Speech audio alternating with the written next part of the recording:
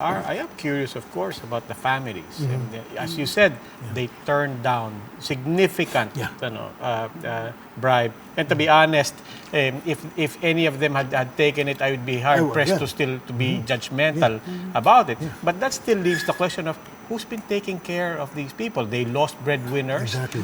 This is an impoverished nation, I mean, and region. I mean, kamusta yung mga pamilya? And how are they getting by all these past 10 years? To be honest about it, that's been a very painful situation for them. No? And a lot of them really lost the breadwinners and were really pushed back into really impoverished. And the only offer that we could actually give was, well, we helped find funds for scholarships, send the children to school, in the hopes that when they graduate, they'll take over as breadwinners. And there have been quite a number of graduates. Now they're taking care of the families. But for the most part, well, unfortunately last year the funds actually dried up. We're still looking for replacement. You know? But for the most part, that's the sad thing because government, the state, should be taking care of them because those responsible for their plight were agents of the state. But Correct. They've not received any support at all.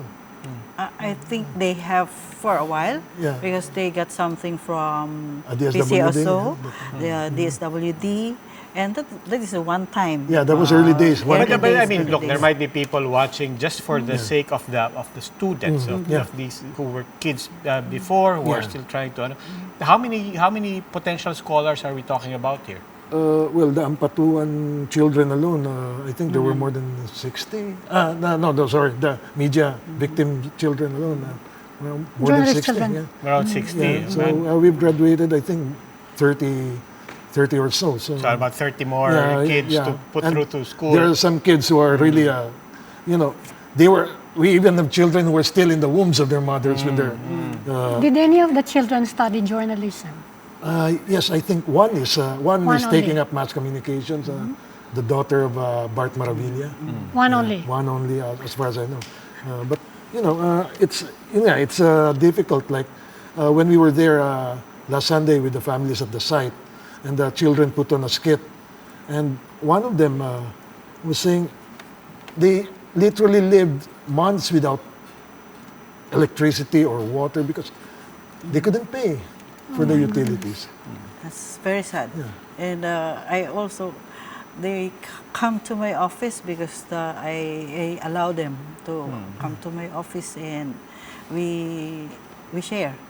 Actually, people coming there with their sick sons and daughters, people coming there with no tuition fees, no medical. And then I said, okay, let's try to pool resources. And we hope that the media group can also gather the resources and assist these families.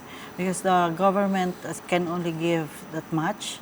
And it's a one-time shot deal. And during the time of Leila de Lima, when she was the Secretary of Justice, there were so many assistance that we were able to get. But when the new administration came in, there's none thus far.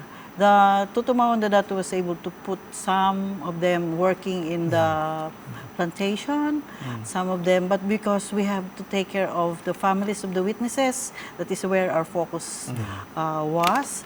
And we were able to put them also into jobs and relocate because the most people who are vulnerable in this case are the witnesses.